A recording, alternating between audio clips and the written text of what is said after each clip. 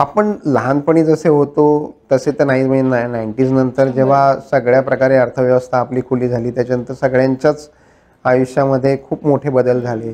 गाड्या आपल्या लहानपणी कुठल्या तरी 100 घरामध्ये एखादी गाडी असायची. सर पर्सनल लोन तुमचं अप्रूव्ह झाले तर घ्या ना.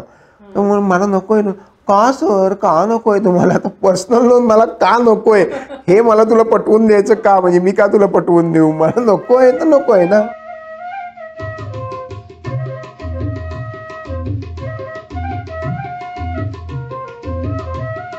तर अंतर्मनाच्या दुसऱ्या गोष्टी करता करता खूप छान जवळचे माणसं, जवळचे मित्रमैत्रिणी आपल्याकडे येत आहेत. आणि तसंच ज्याचं लिखाण मी सतत पाहत आले आहे, ज्याच्याकडनं शिकत आले आहे, तर असा अभिजित पेंढारकर आज आपल्याकडे आलेला आहे. दादा हाय. हाय. आणि एक छान गमतीशीर गोष्ट त्यांच्याबरोबर शेअर करताना की थेट प्रश्नच विचारते तुला की तुझं लिखाणात जो एक असा साधेपणा असतो किंवा ओघवतं आपण म्हणूया. आता ओघवतं हा शब्द कदाचित तरुण मुलांना माहिती की नाही आपल्याला माहिती नाही, पण साधेपणा, सहजपणा, हलका फुलका असतात. आणि तुझे कॅरेक्टर्स सगळी हलकी फुलकी असतात. तर मला विचारायचं की ह्याचा परिणाम म्हणण्यापेक्षा हे संस्कार तुझ्या साधेपणातून आलेत का? हा, माझ्या साधेपणातून आलेत असं तुला म्हणता येईल. आणि मला जगण्यातलं, आपल्या वागण्यातलं, रोजच्या आयुष्यातलं जे विरोधाभास आहे, ज्या गमती जमती आहेत ते एक्सप्लोअर करायला खूप आवडतं. आणि खूप त्या वेगळ्या पद्धतीने मांडतोस. म्हणजे प्रश्न जरी असला, समस्या असली, टेन्शन असलं किंवा थ्रिल म्हणूया आपण, तर तू ते एक वेगळ्या सरकॅस्टिक जॉनरने किंवा कधी गमतीशीर किंवा चलताय, म्हणजे आपण म्हणतो ना की इसको भी सिर पे उठा लिया वाला जे एक असतं हसत हसत वाला. काय मला ना आधी ह्याचं सांग की ही लाईफस्टाईल काय आहे, ही थॉट प्रोसेस काय आहे? नाही, काय माहितीये का, प्रत्येकाला आयुष्यात समस्या आहेत, तुला आहेत, मला आहेत, सगळ्यांनाच असतात, म्हणजे आपल्या प्रेक्षकांना पण असतात. पण त्याच्याकडे आपण बघायचं कसं? मग उगाच त्याचा बाऊ करून असं रडका चेहरा घेऊन, एरंडेल प्यायल्यासारखा चेहरा ठेवून बघायचं का? त्याच्याकडे एक पद्धतीने बघायचं. म्हणजे एक किस्सा सांगतो तुला मी. तुला तर माहिती आहे, पण सगळीकडे फिरत असतो लेखक म्हणून किंवा काम करतो. मी मुंबईत असंच फिरत होतो बेस्टमधनं, आणि मुंबईचा प्रवास आणि ते बेस्टमधली गर्दी वगैरे सगळं माहिती आहे. आणि मी तेव्हा एकटा राहत होतो मुंबईमध्ये, आणि मी पिशवीतनं भाजी वगैरे घेऊन चाललो होतो.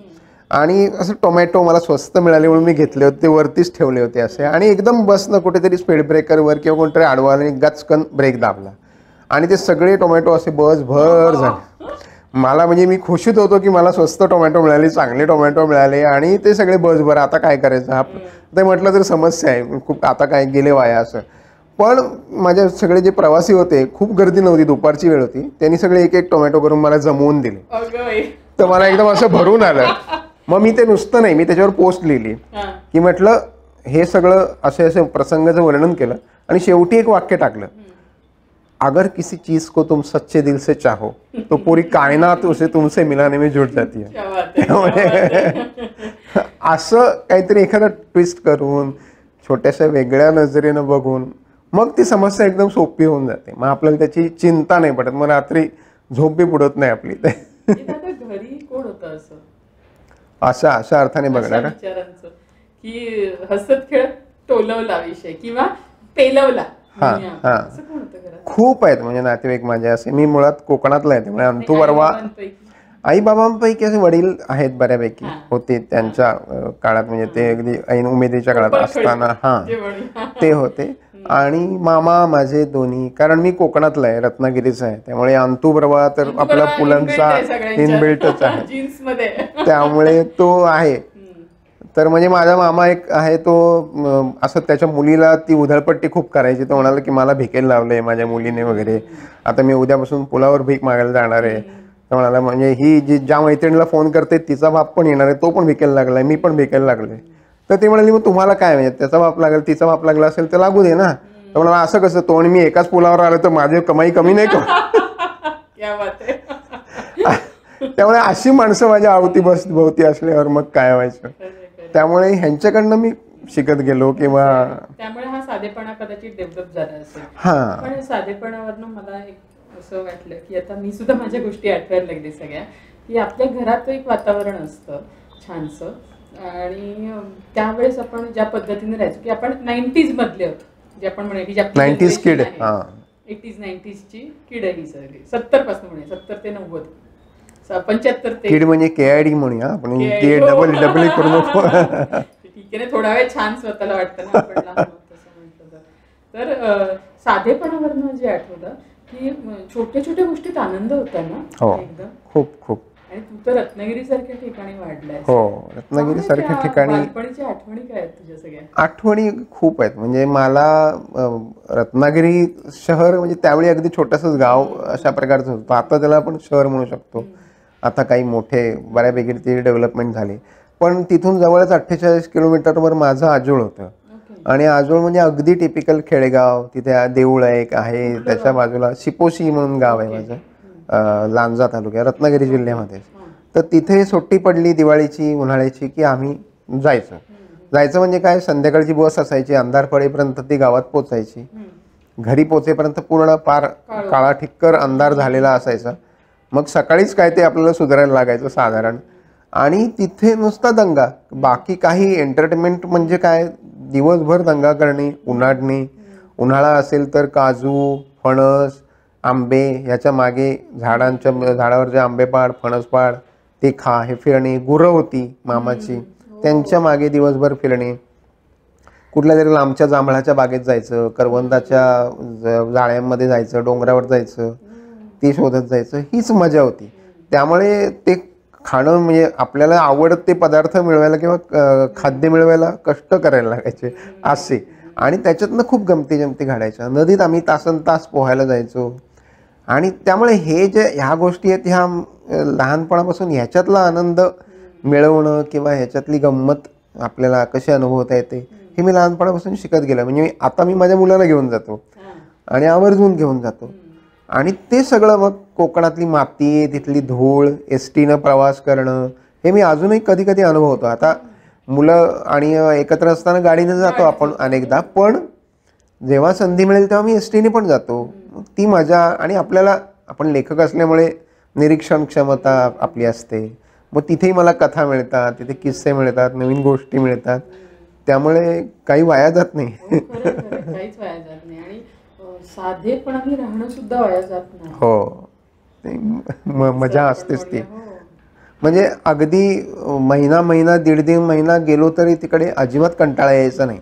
आता फरक पडतो. आता आपल्याला 1.5 दिवसात लगेच कामाची आठवण येते.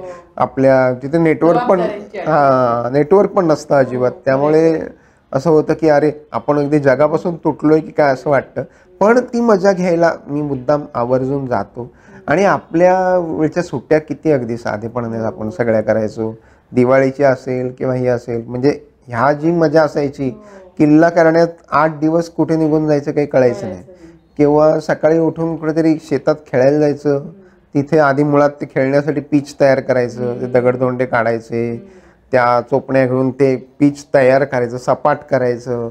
त्याच्यानंतर मग तिथे खेळायचं. मग खेळायला एकदा सुरुवात केली की दुपारी 2-3 वाजेपर्यंत काही भान पण नसायचं. आता आपल्यासारखं, आता जर घड्याळ्याच्या काट्यावर काही नव्हतं तेव्हा ती मजा होती.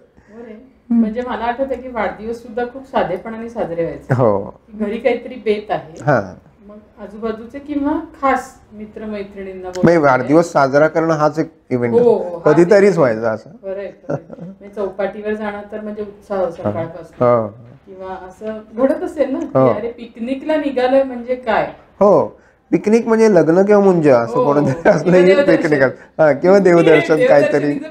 हो हो, कारण आम्ही भावंडच इतकी होतो आमच्याकडे सुद्धा. त्यामुळे अख्खं कुटुंबच निघालंय तर ती पिकनिकच असायची देवदर्शनाला सुद्धा. आणि मग डबे खाऊ सगळं. आणि बाहेर जायचं म्हणजे तो दिवसभराचा सोहळा असायचा आमचा. एकतर रत्नागिरी पुणे आणि रत्नागिरी मुंबई, बहुतेकचे नातेवाईक ह्या 2 ठिकाणीच असायचे. कोल्हापूरला अगदी फार कमी. पण इथे 2 ठिकाणी जायचं म्हणजे एक तर 8-10 तासाचा प्रवास. त्यामुळे तो सगळा एक सोहळा असायचा. मग सकाळी दुपारचा एक डबा, संध्याकाळी भूक लागली तर परत काहीतरी घेऊन, आणि ते सगळं घेऊन बाहेर पडायचं. बाहेर कुठेतरी खायचंय, कुठेतरी मॉलला गाडी थांबली आहे, ढाब्यावर गाडी थांबली आहे, हा काही प्रकार नव्हता.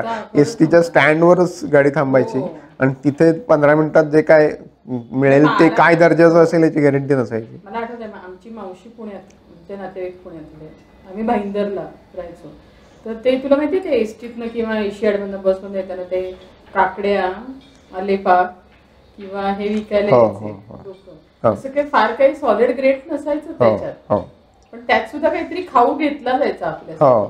हे तर हे मिळेल नाही तर ते कंडिशन्सवर असायचं ते, हे घेतलंच तर ते नाही मिळणार किंवा. आणि ते एक मिळालं तरी खूप वाटायचं ना त्यामुळे दिवाळीच असायची. म्हणजे माझ्या वडिलांना कधीतरी बोनस मिळाला तर ते मिठाई किंवा असं काहीतरी घेऊन यायचं, जे गोड पदार्थ बाहेरचा असा घरी यायचा. आता आपण इथून घरी जाताना मला मी काकालईवरनं गेलो की चितळेवरनं गेलो तरी सहज गाडी लावतो आणि काही घेऊन जातो. त्यामुळे ते कधीतरी मिळण्याचं जे अप्रूप होतं ते एक वेगळंच होतं. म्हणजे आताच्या मुलांना काही तसंच आपण द्यावं असं नाही, पण त्याची गंमत पण कळली पाहिजे. आणि कदाचित आपल्या सारखे जे ऐकणारे असतील त्यांना आज नॉस्टॅल्जिक व्हायला होईल सगळ्या गोष्टी, जसं भाड्याने सायकल आणणं सुट्टीच्या दिवसात.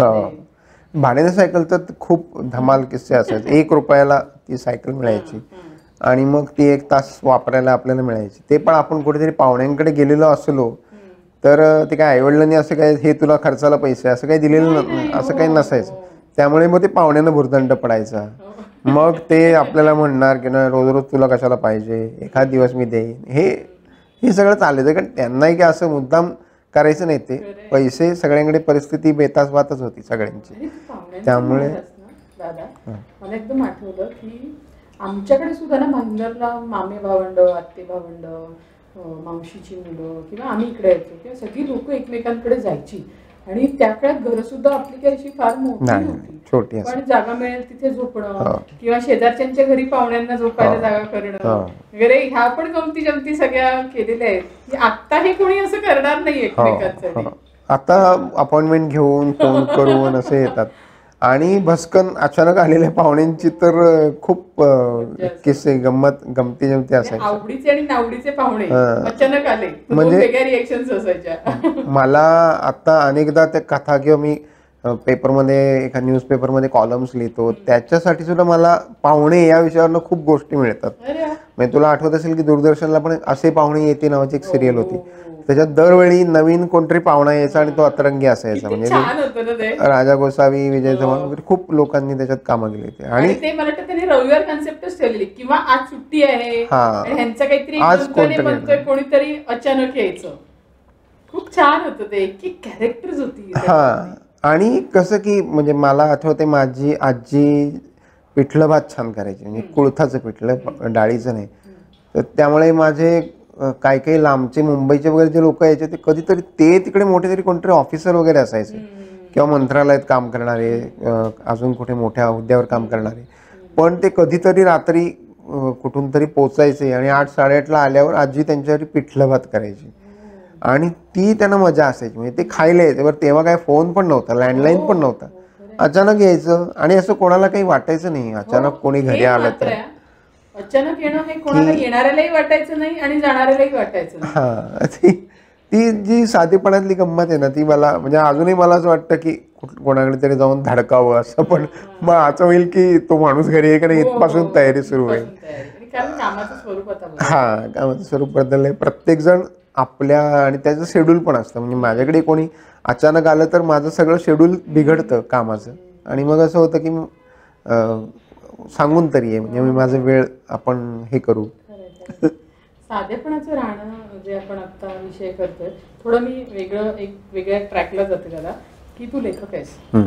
मुलांनाही माहिती असेल आपले बाबा काय करतात, तर त्याचं कधी त्यांना असं हे असतं का की काय आपण जे आपण म्हणतो ना की ओव्हर सांगणं सगळ्यांना किंवा हे आमच्या काळी असं होतं ह्या टाईपचं. नाही मुलांचं की माझे बाबा रायटर आहेत, मला जे एक असतं. ओके. ते आता माझी मुलगी तू अपब्रिंगिंग कसं ठेवलंस मला थोडक्यात ते विचारायचंय. मी असं त्यांना काही जाणवू दिलं नाही की मी काय प्रकारचं काम करतोय किंवा माझ्या कामाचं महत्त्व काय किंवा बाहेरचं माझं सर्कल कसं आहे, मी काही मुद्दाम त्यांना जाणवू दिलं नाही. पण माझी मुलगी आता पुण्यातच काम करते नाट्यक्षेत्रामध्ये. कधी ती अभिनय करते, कधी दिग्दर्शनामध्ये असेच करते, कधी प्रोडक्शनमध्ये करते. कधी सेटअपमध्ये करते, अशा प्रकारचं नाटकात कधी करते, कधी शॉर्ट फिल्मला करते. पण मग ती जिथे जिथे जाते, तर आता पुण्याचं हे मर्यादित आपल्या, आपण त्याच्यात सगळीकडे वावरलेलं असतो, सगळ्यांना नावं एकमेकांची माहीत असतात, काम असतात. त्यामुळे ती कुठे गेली तर तिनं नाव सांगितल्यावरती असं होतं की तू ह्यांची मुलगी का, असं. मग तिला असं होतं की नाही मग माझी वेगळी काय ओळख आहे की नाही, असं तुला सगळीकडेच कसं सगळे ओळखतात, असं असं तिला. त्यामुळे थोडंसं तिला अस्वस्थ होतं. मग ती गमतीनं हे करते. मग मी तिला असं दटावतो की बघ, म्हणजे तुला तर नीट वागायला लागणार आहे, माझी मुलगी आहेस तू, तुला सांगायला लागणार आहे. पण असं, पण बाकी मुलांना दोघांनाही ते माहिती आहे की मी सिरियलचं काम करत असल्यामुळे आणि लेखक म्हणून आपल्या कामाच्या वेळा आपल्याला माहिती आहेत कशाही ऑड असतात. त्यामुळे कुठल्याही वेळी कधी ठरलेले प्लॅन कॅन्सल करायला लागतात. आणि नाही आत्ता माझ्याशी बोलू नको, मला अजिबात वेळ नाही, असं आपल्या टेन्शनच्या कामात आपण मग कोणाशीच बोलत, आपण कोणाचे नसतो, ते एक होतं. दुसरं म्हणजे अनेकदा मुलांबरोबर प्रवास करताना कित्येक वेळा असं झालंय, त्यांना तर सवयच झाले, फोन आला कुठला सेटवरनं की त्यांना लक्षात येतं की बाबा काय थांबायचं आहे का, गाडी बाजूला लावायची आहे का, काम करणारच का आता. म्हणजे माझे कित्येक फोटो आहेत, व्हिडिओ आहेत की मी कुठेतरी शेतात गाडी बाजूला लावली आहे, कुठल्या तरी दगडावर लॅपटॉप घेऊन काम करत बसलोय, मुलं तिथे खेळत बसली आहेत आजूबाजूला कुठेतरी, मग कसं वाट बघत कधी आता याचं काम होणार आहे, असं म्हणून खूप खूप मजा आहे. हो हो, कारण आपल्याला त्याला पर्याय नाही, क्षणी द्यायचं असतं. आणि जेव्हा स्पेसिफिकली डायलॉग रायटिंग, आणि त्यावेळी आपल्याला ते टेन्शन असतं, पण नंतर आपण त्याची मजा पण घेतो. म्हणजे त्यामुळे हे आपण जे जगण्यातला आनंद शोधणं म्हणतेस तू, तो तिथेही मिळतोच अनेकदा. म्हणजे मी पहिल्यापासून तसाच आहे, हसत खेळत प्रत्येक गोष्टीकडे बघणारा, प्रत्येकाकडे एक वेगळं काहीतरी त्याच्यात काही सापडते का ह्याचा विचार करणारा. त्यामुळे मी नोकरी करत होतो तिथेही मला असं म्हणायचं की किती कॅज्युअल अप्रोच आहे तुझा. म्हणजे हा कॅज्युअल अप्रोच नाही आहे, हा जगण्याचा विषय आनंदाने कायम हसरा चेहरा ठेवून जगण्याकडे बघणं किंवा जगण्यातले गमती जमती शोधणं, हा काय कॅज्युअल अप्रोच असू शकत नाही ना. कामाच्या बाबतीत मी सिरियस आहेच, पण म्हणजे काय मी कायम कोरडा चेहरा करूनच काम केलं पाहिजे असातला भाग नाही ना. उद्या माझ्या घरातलं जवळचं कोणी गेलं असेल तरी मी त्या प्रसंगावर विनोद करू शकतो. म्हणजे तो काय मला दुःख झालं नाही असं नाही ना, मला त्याच्यातनं काहीतरी विनोद सुचू शकतो, तिथे काहीतरी माझ्या डोक्यात वेगळीच कथा सुरू होऊ शकते, तिथनं काहीतरी सुचू शकतं. कॉमेडी स्किट्स पण खूप हो मी लिहिलेत. असं कधी झालंय तुला की तू घरातलेच कॅरेक्टर तिकडे उभे केले इमर्जन्सीला, असं तर आपल्याला सुचत नाही अरे हे कॅरेक्टर कसं असेल, तर पटकन आपण चेपून देतो आपलेच नातेवाईक. खूप वेळा आठवत, म्हणजे एकतर असे म्हणजे थापाडे आणि असे खूप लोक आपल्या आजूबाजूला असतात की आपल्याला असं, म्हणजे मला सुरुवातीला जेव्हा आपण अनुभव घ्यायला लागतो आयुष्यातला किंवा आपण मोठे व्हायला लागतो, वेगवेगळ्या ठिकाणी काम करायला लागतो, तेव्हा एक एक माणसं कळायला लागतात. आणि मग आपल्याला वाटायला लागतं अरे हा तर ह्याचं केवढा रीच आहे, ह्याचं बाहेर किती दबदबा आहे, ह्याचं केवढं वजन आहे, ह्याला किती लोक ओळखतात, ह्या कुठेही गेला तरी ह्याचं काम सहज होतं, असं तो सांगत असतो आपल्याला. म्हणजे त्या हा दृश्यममध्ये अजय देवगण कसं तो जे सांगतो लोकांना तेच तसंच घडलंय असं लोकांना वाटायला लागतात. आपल्याही बाबतीत तसं होतं. मग कळायला लागतं की अरे हा थापाड आहे, हा सांगतो तसं काही नाहीये. तो जेव्हा कधीतरी एव्हरेस्ट मी जाऊन आलो, एव्हरेस्टला समिट करून आलो असं सांगेल, तेव्हा कुठेतरी तो पर्वतीवर वगैरे गेलेला असतो आज. त्यामुळे ती आपल्याला मग माणसं आपण शोधायला लागतो, माणसांमधली गमती जमती मग ते स्किटमध्ये भरपूर वापरता येतात. आणि आम्ही पेपरमध्ये काम करत असताना तर खूप गमती जमती किस्से थोडक्यात खूप मांडायचं असतं. हो खूप मांडायचं असायचं. आणि मग तिथे गमती जमती खूप घडायच्या, किस्से खूप घडायचे, ते मग धमाल यायची. म्हणजे त्याच्यातनं माणसं पण कळायची किंवा हे कळायची. पण न्यूज लिहिताना म्हणजे काय पद्धतीने लिहिलंयस तू, कारण मला त्यातलं काहीच माहित नाहीये की जसं कोपरखळ्या आपण म्हटलं मगाशी तसं, किंवा काय की छोट्या शब्दात खूप काही मांडून गेलायस, असं काही वेगळं काही घडलेलं का कधी? वेगळं म्हणजे काही चांगले अनुभव आहेत, काही वेगळे अनुभव त्यातले पण आहेत. आम्ही खूप गमती जमती शोधायचो त्याच्यात. म्हणजे काही काही वेळा आता मधल्या काळात आठवत असतील तुला, एक 15-20 वर्षांपूर्वी हे व्हॅलेंटाईन डे किंवा ख्रिसमस किंवा न्यू इयर ह्याच्या सेलिब्रेशनच्या विरोधात एक मोठं असं आंदोलन उभं राहिलं होतं किंवा हे करायचं नाही, म्हणजे हे करणं म्हणजे वेस्टर्नाइज आपण होणं, त्यांची संस्कृती आपण कशाला, आपण आपली गुढीपाडवा साजरा करू. आता ते सगळं कॉमन झालंय, पण त्यावेळी अगदी त्या काही संघटना अगदी त्याच्या जोरात होत्या. मग त्यातला विरोधाभास किंवा त्या लोकांचंच कसं दुटप्पी वागणं आहे हे आम्ही खूप गमती जमती करून आम्ही शोधायचो. मग ते बातम्यांमधनं आम्ही मांडायचो किंवा निवडणुकीच्या काळात एक साधारण 2-3 महिने निवडणुका जाहीर झाल्यानंतर मोठे मोठे कलाकार किंवा वेगवेगळ्या क्षेत्रातले लोक अचानकच कुठल्या कुठल्या पक्षात जॉईन व्हायला लागायचे. मग आधी त्यांनी बोललेलं वेगळं असायचं, मग एकदम त्यांची भूमिका बदललेल्या असायच्या. ह्याच्यातल्या गमती जमती करता यायच्या. किंवा एक थोडंसं गंभीर किंवा असं एक दुःखद उदाहरण असं की सुनामी जेव्हा आली होती 2003 साली 4 साली, त्यावेळी पण कारण सुरुवातीला जेव्हा आलं तेव्हा काय हे प्रकार आहे काहीच माहीत नव्हतं. दुसऱ्या दिवशी 1-2-3 दिवसांनी खूप बातम्या आल्या त्याच्यामध्ये की एवढे मृत्यू झाले, तेवढे मृत्यू झाले, एवढं नुकसान झालं, इकडे एवढी गावं वाहून गेली. हे झालं 2-3 दिवस. आता पेपरला तर रोज बातमी द्यायची असते. मग आम्ही एक दिवशी असं केलं की त्या बातमीमधलं वेगळं काय मिळतंय हे आम्ही शोधायचा प्रयत्न केला. मग माझ्या संपादकांनी मला सांगितलं होतं की एक वेगळीच बातमी द्या, आज आपण ती मुख्य बातमी करू.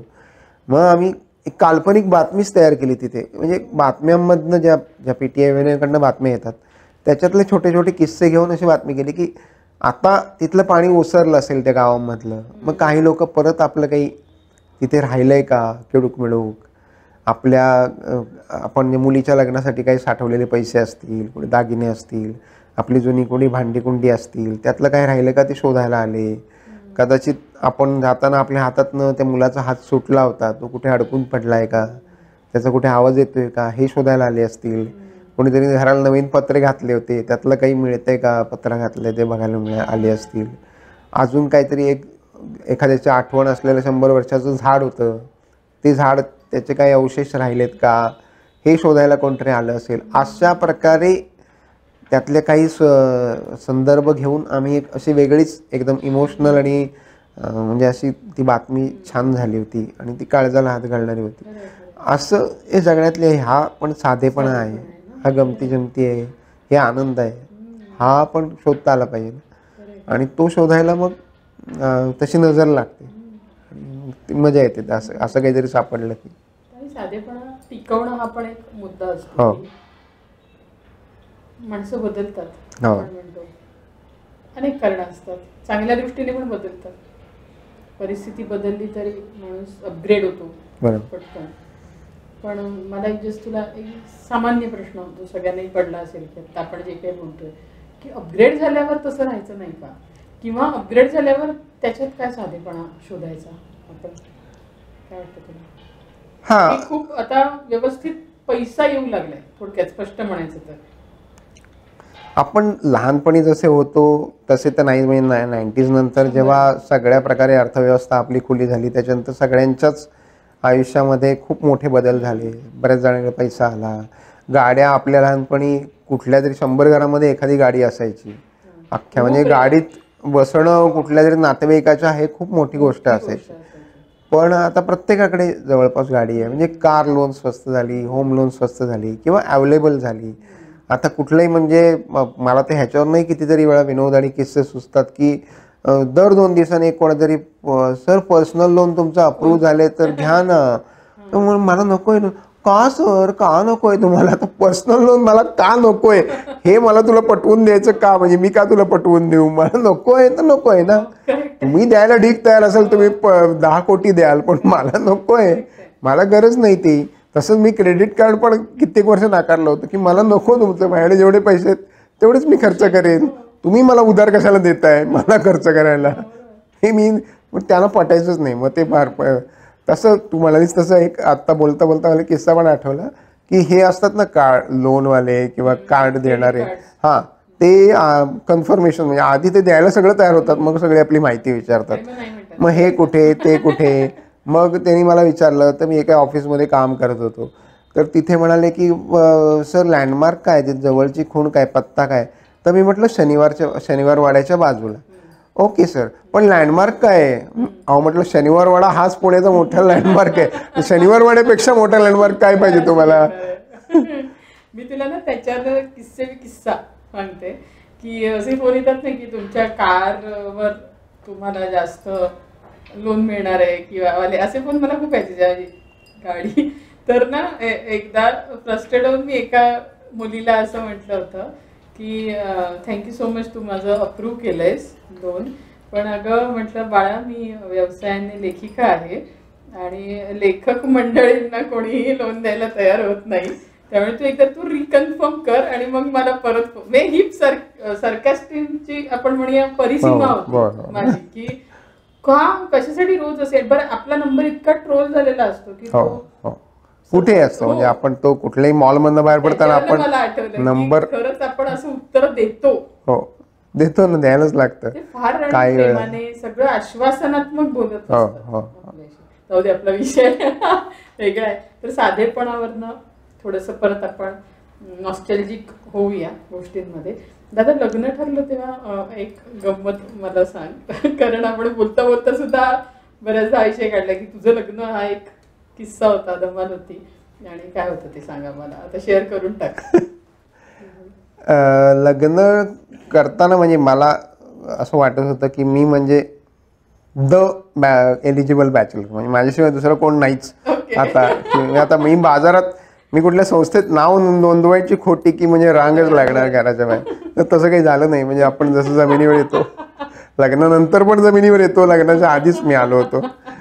पण तेव्हा हे झालं होतं असं मला वाटलं होतं. पण एक एक मी क्रायटेरिया बघत गेलो किंवा मग काय काय अपेक्षा असतात मुलींच्या ते बघत गेलो. मग प्रत्यक्ष भेटल्यानं म्हणजे फॉर्ममध्ये दिसणार आहे त्यांच्या अपेक्षा, प्रत्यक्ष भेटल्यानंतरच्या अपेक्षा, ह्या खूप गोष्टी बदलत गेल्या. माणसं कळत जातात, जसं म्हणतो जसं माणसांना भेटतो तसं कळत जातात, तशा खूप गोष्टी कळत गेल्या. आणि फायनली मला हर्षदा जेव्हा भेटली तेव्हा आमचं आम्ही दोघं एकाच ऑफिसमध्ये काम करत होतो, वेगवेगळ्या डिपार्टमेंट्समध्ये, पण बघितलेलं होतं आम्ही एकमेकांना. पण मला वाटलं होतं की म्हणजे माझ्या एक क्रायटेरिया माझे काही ठरले होते की म्हणजे असं ही येस आणि ही नो, तर ती नो कॅटेगरीमध्ये होती की ही मुलगी म्हणजे कशी काय माझी बायको होऊच शकत नाही असं. पण मी भेटलो तेव्हा वाटलं की अरे नाही असं काही नाही आहे, तर म्हणजे आहे काहीतरी विचार हिचा होऊ शकतो असं तिलाही वाटलं असेल माझ्या बाबतीत.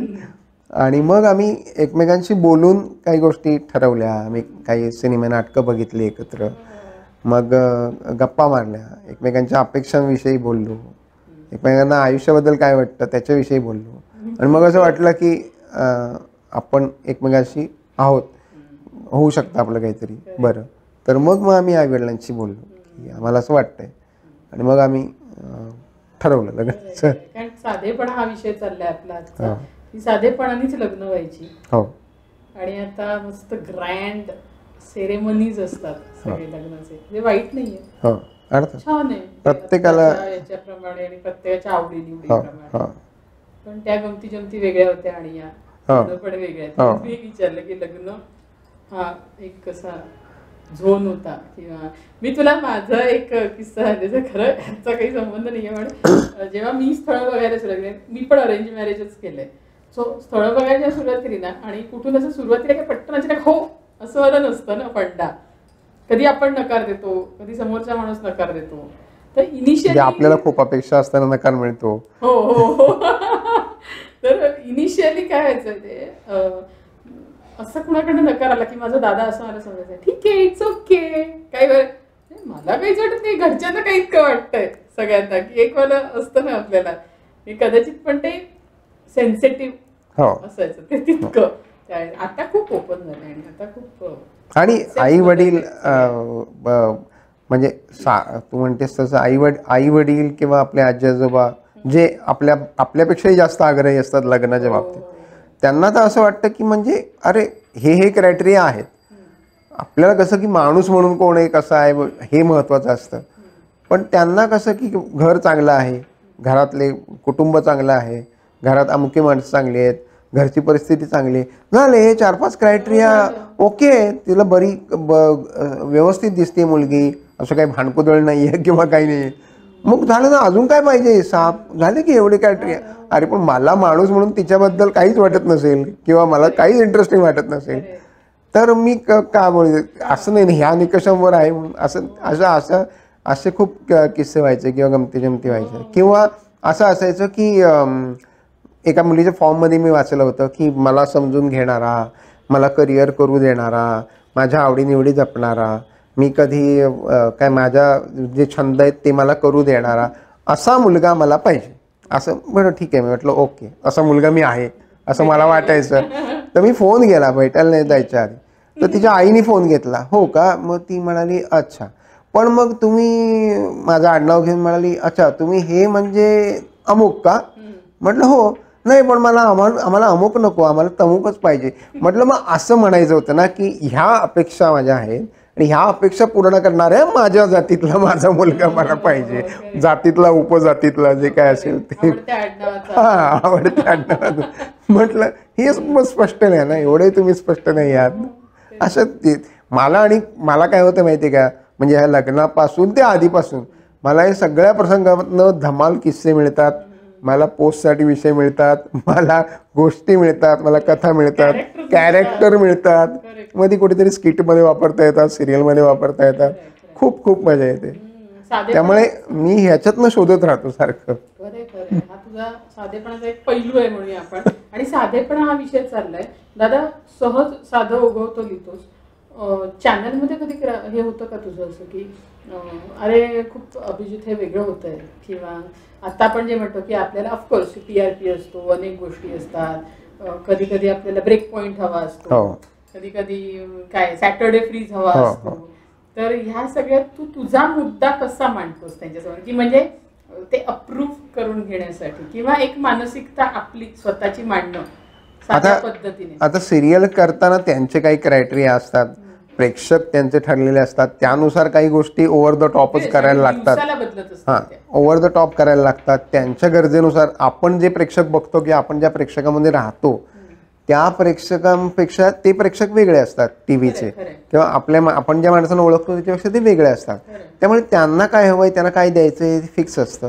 त्याच्यातनं आपण आपल्याला मुद्दा कसा मांडायचा, कुठल्या पद्धतीने मांडायचा, त्यांच्या अपेक्षा समजून घेऊन, त्यांच्या गरजा समजून घेऊन कशा मांडायचा, मग त्यांनी दिलेल्या चौकटीत आपण आपल्याला कशी मजा करता येईल, आनंद कसा घेता येईल, किंवा तो मुद्दा आणखी वेगळ्या प्रकारे पण नेमकेपणाने कसा मांडता येईल, ही गंमत करता येते. मग ती जर आपण एकदा चौकट ठरलेली मान्य केली तर मग काही त्रास होत नाही, मग मजा येते उलट तिला करायला. आणि आनंद या विषयाकडे आलायस थोडासा, आणि साधेपणातला आनंद जो आहे, आपण म्हणतो की लिखाण असतं, जबाबदाऱ्या असतात, इतर अनेक गोष्टी असतात, घरातल्या गोष्टी असतात, ह्या सगळ्या व्यतिरिक्त हा साधेपणातला आनंद तू कशातनं जगतोस? म्हणजे जसं मी म्हटलं की मला रिकामा वेळ मिळाला तर मग माझा आनंद असतो की आपण छान गाणी ऐकावी किंवा एखाद्या रेस्टॉरंटला जावं जिथे आपण food, because I am being a food try करूया. मग भले मी एकटी गेले तरी मला त्याचं काही हे नसतं, किंवा असंच फिरायला आवडतं मला खूप. तर तू हा साधेपणातला आनंद कसा जगतोस? मला फिरायला खूप प्रचंड आवडतं. आणि आता कसं गाडी असल्यामुळे आपल्याला कशावर अवलंबून राहायची गरज नसते. म्हणजे अनेकदा मी, आता तुला माहिती आहे आपल्या कामाच्या प्रेशर्समुळे मी अनेकदा ठरवतो की सकाळी निघायचं, ते ॲक्च्युली निघायला दुपार होते. पण मग मी निघताना इथून निघून मी जाणार आहे अमुक ठिकाणी, तर मी ह्याच वेळेत पोचेन, मग अमुक तिथे गेल्या गेल्या मला हे असं मी काही ठरवत नाही. जिथे मध्ये कुठे वाटेल तिथे छान आनंद घेतो. कुठे एखादं छोटंसं गाव असेल, तिथे गोठा असेल, तिथे थांबवायचं, मुलांना उतरवायचं. कुठेतरी मेंढ्यांचं कळप असतो, त्याच्यात जाऊन दंगामस्ती करायची. कुठेतरी गाईगोरांबरोबर खेळायचं. कुठेतरी झाड आहे छान, तिथे बसायचं. आपण काय कॉफी तिथे मिळत असेल, चहा कॉफी मिळत ती घ्यायची. कुठल्या तरी टपरीवर कोणातरी लिफ्ट द्यायची वाटेत. मी एकटा असताना तर कितीतरी जणांना लिफ्ट देतो आणि मग खूप मजा येते. त्यांच्याबरोबर गप्पा, त्यांचे विषय कळतात, त्यांच्या आयुष्यात काय चाललंय कळतं. खूप वेळा माझा इथून रत्नागिरीला जायचं जो रूट आहे त्याच्यावर तर एक असं वळण आहे की ते गाव आतमध्ये आहे आणि तिथे बाहेर नुसतं बसस्टॉप आहे. तर दरवेळी त्या बसस्टॉपवर कोणीही बसलेलं नसेल तरी मला खूप कॅरेक्टर दिसायला लागतात, मला खूप लोकांचे आयुष्य दिसायला लागतात. कोणतरी आत्ता 5 मिनिटापूर्वी तिथून येऊन गेलं असेल, कोणतरी येणार असेल, कोणतरी वाट बघत असेल, कोणतरी संध्याकाळी यायचं असेल, कोणाची तरी बस चुकली असेल. खूप गोष्टी मला दिसतात. त्यामुळे मी दरवेळी तिथे जाताना थांबतो, तो फक्त बस स्टॉप बघतो, मला डोळे भरून येतात माझे, मी खूप भरून घेतो आणि मग मला सगळं चित्र दिसायला लागतं. किंवा मी गावाला गेलो तर तो नदीचा काठ असतो, त्याच्या देवळाकडनं उतरत येणार आहे, त्याचं घाट आहे, तिथे मला कोणतरी उतरताना एखादी बाई तरुण आलेली सून आहे, ती कपडे धुवायला आली आहे, किंवा कोणतरी एक म्हातारीची आहे की जिचं आता गावात कोणीच नाही राहिलेलं, सगळे उठून शहरात गेलेत, ती दिसायला लागते. त्या कधी प्रत्यक्षात असतात, कधी माझ्या कल्पनेतल्या असतात. ह्या सगळ्या गोष्टीतला साधेपणा मी जपतो. आणि छंद म्हणशील तर एकतर लिखाण हा पण एक छंद म्हणूनच स्वीकारलं आहे आणि तो आता व्यवसाय पण आहे. त्यामुळे व्यवसाय व्यतिरिक्त जे लिखाण छंद म्हणून पण करतो, आनंद म्हणून लिहितो अनेक गोष्टी, किंवा मुलांमध्ये खेळायला जातो, लहान मुलांबरोबर गप्पा मारायला किंवा त्यांच्यासाठी काय काय करायला, गोष्टी लिहायला, त्यांच्यासाठी पॉडकास्ट करायला मला आवडतं. त्याचंही काम चालू आहे माझं. मी गिटार शिकतो आहे आता, तर काहीतरी वाद्य पण आपल्याला शिकता आलं पाहिजे, जे एवढे वर्षात कधी नव्हतं शिकलो. ते आतापर्यंत फक्त टाळ्या वाजवता यायच्या, आता गिटार पण वाजवता येते. हे एक ॲडिशनल माझ्याकडे सांगण्यासारखं झालेलं आहे. अशा खूप गोष्टी येतात. आणि गावातल्या लहान मुलांसाठी खूप काय काय करायला आवडतं मला. जसं शक्य असेल तसं करतो. कधी त्यांना पुस्तकं नेऊन देणं, कधी गोष्टी वाचून दाखवणं, मुलांना घेऊन जाऊन त्यांच्याबरोबर मिक्स. कारण शहरातल्या मुलांना गावातल्या मुलांचं जगणं काहीच माहीत नाही असं जाणवतं मला फार. आणि मग ते त्या दोघांच्या संस्कृतीत कुठेतरी मेळ असला पाहिजे, त्यांनाही कळलं पाहिजे. ते उठून इथे येणार नाहीत किंवा हे उठून तिथे जाणार नाहीत, पण निदान अशी दोन जगं आहेत आणि तिथे काहीतरी वेगळं चाललंय हे त्यांना कळलं पाहिजे. अशा गोष्टींसाठी मी काम करत असतो सारखं. दादा, जाता जाता एक प्रश्न आहे छोटासा. साधेपणा आहे, आनंद आहे सगळा, जो तू रिफ्लेक्ट करतोस की तुला ह्याच सगळ्यातनं आनंद आहे आणि हा जगण्याचा साधा मंत्र आहे की जे करायला वाटतंय ते करा, आनंदाने करा, आवडीने करा, मनापासून करा. तर तुझ्या दृष्टीने सुख म्हणजे नक्की काय आहे? खूप मोठा प्रश्न विचारला मी. कोणीतरी प्रवचनकार किंवा असं कोणतरी असं वाटायला लागलंय. सुख म्हणजे काय आहे? कुठल्याही प्रसंगाकडे हसत खेळत बघा आणि मुळात स्वतःवर हसायला शिका, तर तुम्हाला दुसऱ्यांमधल्या म्हणजे तो दुसऱ्यावर पण हसण्याचा तुम्हाला अधिकार मिळेल. चांगल्या गोष्टीसाठी हे करा, म्हणजे त्याच्या चांगल्यासाठी आणि स्वतःच्या चांगल्यासाठी हसा, व त्याला चिडवण्यासाठी किंवा याचा नाही. पण आनंद घ्यायला शिका आणि छोट्या छोट्या गोष्टींमधून आनंद घ्या, मजा येते. खरंच आहे. आज साधेपणा आणि आनंद हे जे काही आपण शेअर केलं वेगळं वेगळंच, आज खरंच आपण खूप वेगळंच काय काय बोललोय या सगळ्यामध्ये.